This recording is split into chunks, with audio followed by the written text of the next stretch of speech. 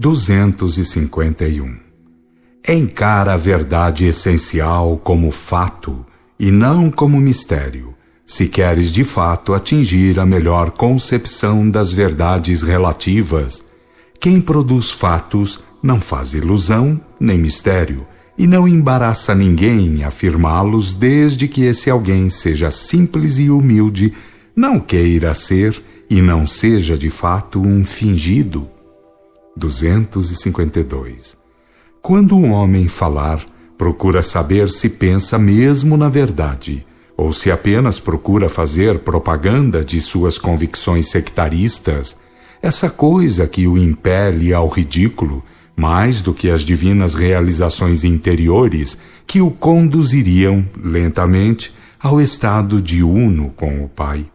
253. A vida maior embala a vida relativa ou menor? Não, a vida absoluta quer ser atingida pelas suas criações ou emanações, e ninguém poderá jamais explicar o estado de uno, a não ser depois de tê-lo atingido. Portanto, ninguém espere de iniciados ou cristos que façam essa revelação. Ele já o disse de modo definitivo para que cada um tome a cruz dos deveres evolutivos para lá chegar. 254. Quando Pitágoras afirmou que aquilo que conduz a Deus é o verdadeiro, bom e belo, já fez a maior profissão de sabedoria contra os fabricantes de igrejinhas e grupelhos sectaristas. E o Cristo, o modelo dos 5 testemunhos, pelo fato de ter sido perseguido, açoitado e crucificado pelos religiosistas, deu ao mundo o maior sinal de protesto contra todos os escravos de tabelinhas inventadas por homens. Ninguém confunda a doutrina com os homens e as suas instituições. 255. Tudo quanto excede ao entendimento humano, principalmente dos traficantes religiosistas, dizem eles que é mistério. Não querem ser chamados de ignorantes e muito menos ainda querem perder freguesias e o mandonismo.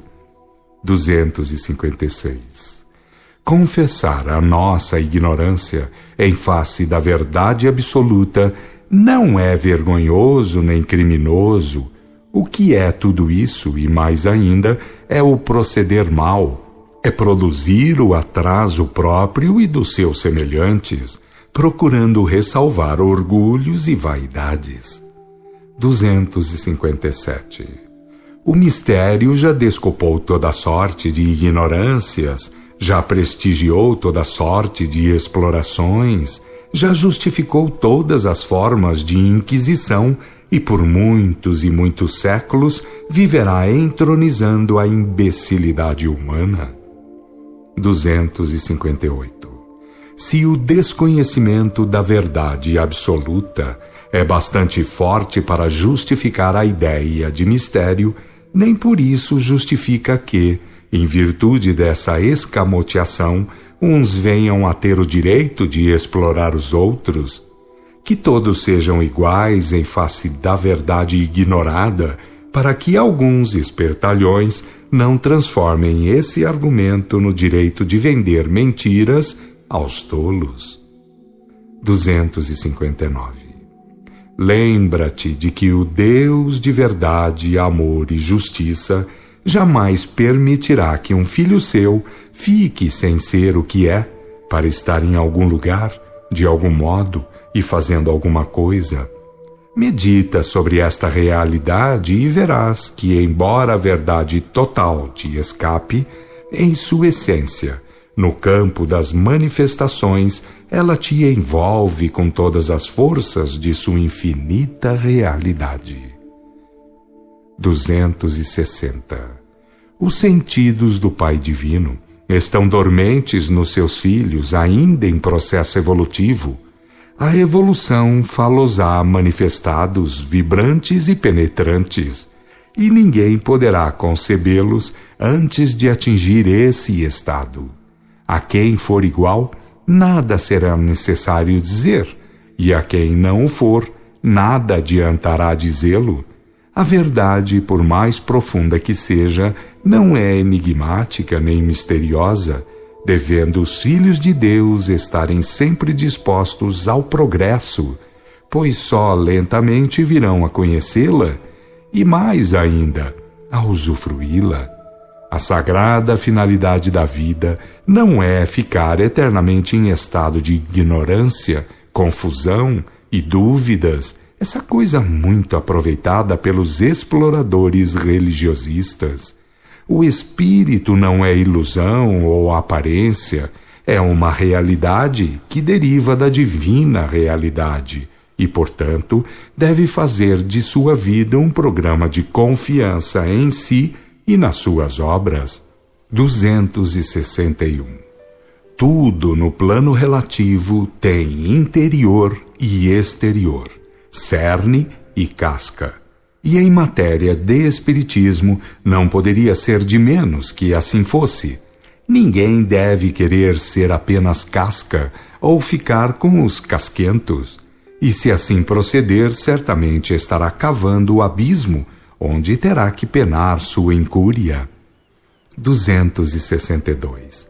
A maior responsabilidade de alguém é ser uma partícula de Deus manifestada ou criada? Então consideremos que, se nisso houver falha, em todas as outras obrigações o haverá, em consequência.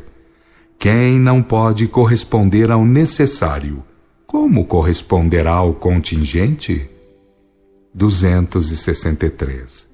Se alguém tivesse de respirar o ar necessário, pelos seus cálculos, por certo que morreria em seguida ao nascimento. Isto quer dizer que o determinismo fisiológico é um fato. Também assim ocorre espiritualmente, pois a união com a essência divina jamais dependeu de raciocínios ou concepções humanas. Descobrir e viver essa realidade simples é acabar com os nefandos enigmatismos, essa praga que tanto favorece as explorações religiosistas. 264. Todos os gêneros podem ser usados em estado puro e podem ser falsificados. As falsificações sempre interessam aos traficantes e imorais, e a pior de todas as imoralidades é a religiosa, seja lá como for ou a pretexto qualquer. 265. O primeiro passo dado pelo Cristo para fugir e ensinar a fugir das imoralidades religiosas foi deixar o templo e seus exploradores, ou aqueles a quem chamava de túmulos caiados por fora e podres por dentro, etc. E a luta continua entre as duas facções. Falsas tolerâncias impedem a vitória do Cristo e da humanidade. E a mais repugnante das falsas tolerâncias é aquela que os indivíduos cultivam para consigo mesmos, vivendo divididos entre a verdade e a mentira. O Pai quer filhos conscientes e não apenas mórbidos crentes. 266. Uma consciência individual, quando se manifesta realmente, jamais permite traficâncias e imoralidades. Vive, porém, sujeita à idolatria e aos erros, aquela que não pode lutar a grande luta interna. O Espiritismo aponta o caminho, mas não anda por ninguém.